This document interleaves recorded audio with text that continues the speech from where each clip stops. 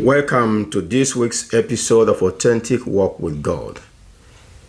It is my treasured privilege to have you again on this platform. I am your brother and friend Peter Nlemadin Donwachuku. Today we want to look at the issue of stewardship. The topic for our discussion is We Are Only Stewards. Let us read from Psalm Division 24 verse 1. I read, "The earth is the Lord's, and everything in it, the world and all who live in it. For he founded it upon the seas and established it upon the waters." Proper understanding of the concept of stewardship is necessary for genuine worship of God. And this understanding will give God his rightful position of ownership and sustenance. God owns us, and he also owns our material possessions. God is the master, he is the Lord, and he is the King. He shares these positions and roles with nobody else. Understanding our position as stewards will make personal pride, ego, greed, hate, lust, position seeking, and love of money die in our lives. This situation will give us room to worship God genuinely and serve him better by giving him our best of everything we possess. In Psalm Division 24 verse 1, the psalmist makes it abundantly clear that God owns us. He owns the world and everything in it. The implication of this assertion is that we as humans are only caretakers of God's creation. Yes, caretakers of the ways we live our lives and caretakers of the material things God has given us. As caretakers, we must one day give account of our management or stewardship of these things to the owner, who is God. Unfortunately, some of us behave as if we are owners of our lives and property. This was the case with the biblical rich fool.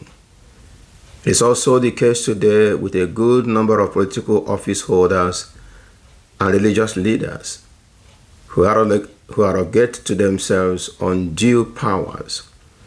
From time to time, they make embarrassing statements and perform questionable acts. Because of their positions of power and authority, pride possesses them, and they speak and act like drunkards. They hardly confer with God before making speeches or taking actions. Sometimes, like Caesar, they demand worship from their subjects and followers. On our part as ordinary people, how do we function and how do we serve God? God has endowed us with various gifts and talents. God has placed us in various positions of authority and ministry. God has given us various influences by exposing us to various persons, situations, conditions, and programs. How do we bring all these influences to bear on the way we serve God in our homes and in the society? How do we use these influences to lead people to Christ? Are we ashamed of our God and his church? Or are we ready to showcase our God and his church with pride and dignity? Still considering the concept of caretaking as a biblical concept of stewardship, I'm making reference to our text for today, Psalm Division 24 verse 1. The psalmist asserts that God is the owner of the world and everything in it. Here the psalmist is speaking of divine sovereignty and of divine purpose and program. The divine sovereignty says that God is the owner of the earth and everything in it. He stretches his scepter of ownership and authority over all places and all events.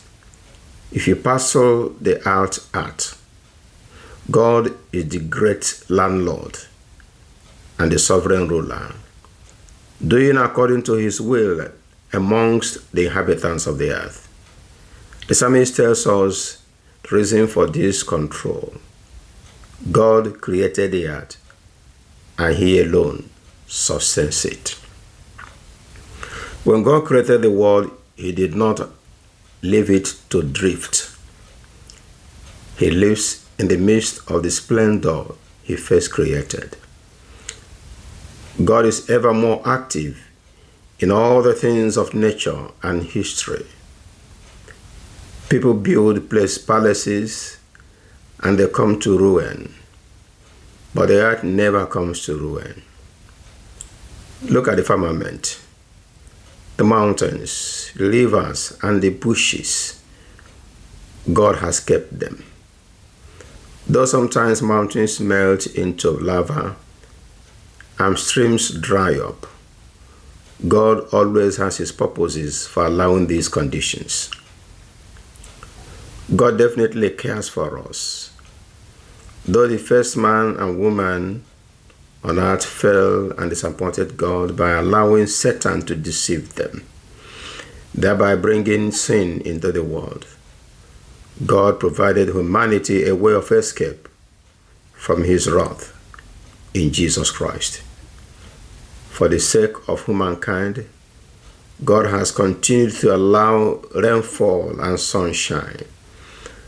God has sustained seasons and climatic conditions for the sake and benefit of humankind. God is still the authority. Human leaders depend on him for their daily exploits.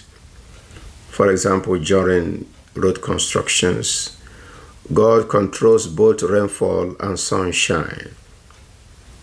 When God speaks, things happen. It is God that is in control of the events of life, not man. Therefore, let us stop deceiving ourselves by not arrogating to ourselves undue powers and authority. All powers and authority belong to God. We are only stewards. Let us humbly accept this role as we live and manage the resources God has entrusted into our care.